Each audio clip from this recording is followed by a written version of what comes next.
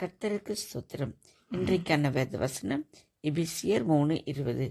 நாம் வேண்டிக் கொள்கிறதற்கும் நினைக்கிறதற்கும் மிகவும் அதிகமாய் நமக்குள்ளே கிரியை செய்கிற வல்லமையின்படியே செய்ய வல்லவராகி அவருக்கு.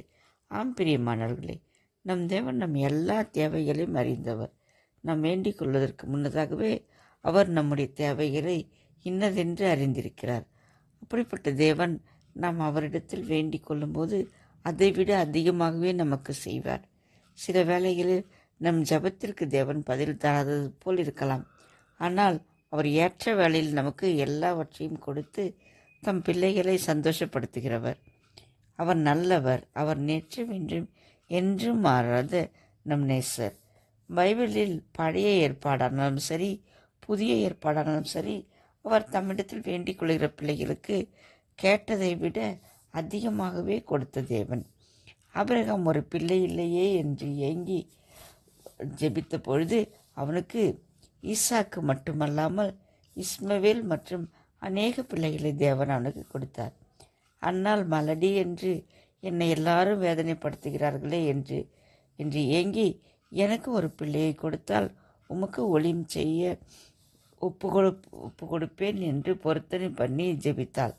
அவளுக்கு சாமுவேலை கொடுத்தது மட்டுமல்லாமல் 3 குமாரரையும் 2 குமாரத்திகளையும் கொடுத்து மகிழ செய்தார்.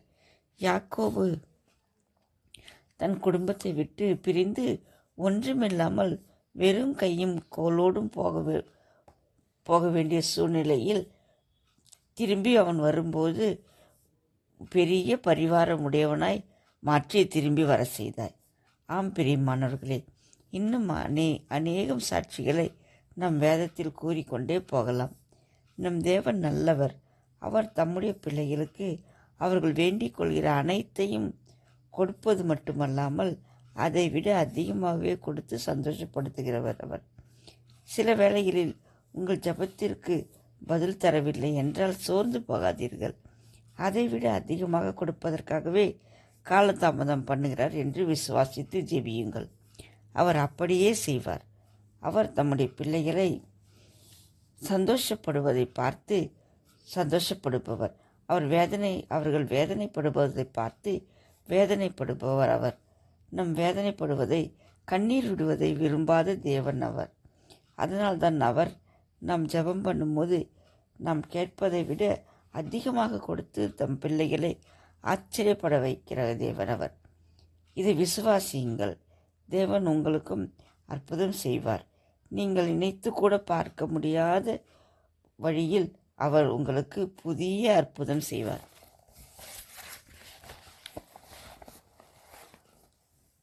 விசுவாசியுங்கள். நம் தேவன் நல்லவர். தம் பிள்ளைகளின் மீது அக்கறை கொண்டிருப்பவர். அவர்களுக்கு என்ன வேண்டும் என்ன வேண்டாம் என்று எப்பொழுதும் நம்மேல் கண்ணோக்கமாயிருப்பவர். அவர் ஒருபோதும் நம்மை ஏமாந்து போகவிட மாட்டார். சில காலதாமதமாகலாம். ஆனால் ஏற்ற நேரத்தில் நாம் நினைத்ததை விட, நாம் வேண்டிக் கொண்டதை விட நமக்கு அதிகமாக கொடுத்து நம்மை சந்தோஷப்படுத்துவார். விசுவாசியுங்கள். ஆமேன். ஹல்லேலூயா. தேங்க்ஸ் ஃபார் வாட்சிங்.